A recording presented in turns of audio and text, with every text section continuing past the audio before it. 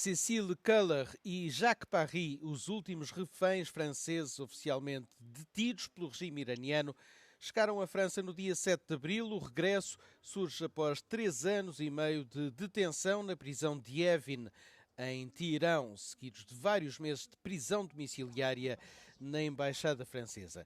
Foi um momento emocionante para Louis Arnault, que também esteve preso em Evin entre setembro de 2022 e junho de 2024. Detido 6 dias após a morte de Mahsa Amini, enquanto fazia turismo no Irão, foi injustamente acusado de participar em protestos contra a morte da jovem de 22 anos. Todos estes reféns estiveram presos na secção 209.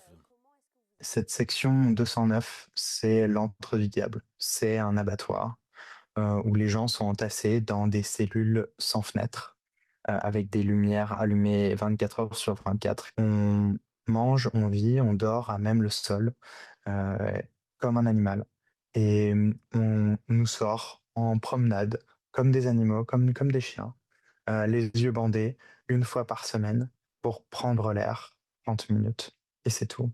Et le reste du temps, vous êtes dans cette cellule ou en interrogatoire, puisque toute cette déshumanisation, toute cette pression extrême qui ne s'arrête jamais, même dans le sommeil, elle est là pour forcer des aveux fantasmés d'espionnage. L'Iran est plongé dans un blackout et l'accès à l'Internet reste très restreint.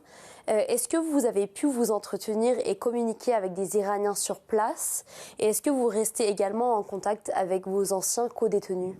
J'ai gardé le contact avec mes co-détenus, avec mes frères. Euh, et il y a un tout petit peu d'internet, et donc mais c'est très difficile d'avoir des nouvelles, mais surtout, cet internet est extrêmement contrôlé. Et aujourd'hui, vous pouvez être arrêté, exécuté pour un message sur Twitter. Donc, je fais extrêmement attention de ne pas leur poser de questions sur la guerre, sur leur environnement. C'est juste se préoccuper d'être humain à être humain, de la manière dont ils se sentent, et de leur dire qu'ils ne sont pas seuls et qu'on parle d'eux ici aussi aujourd'hui, et que je fais tout ce que je peux pour porter leur voix.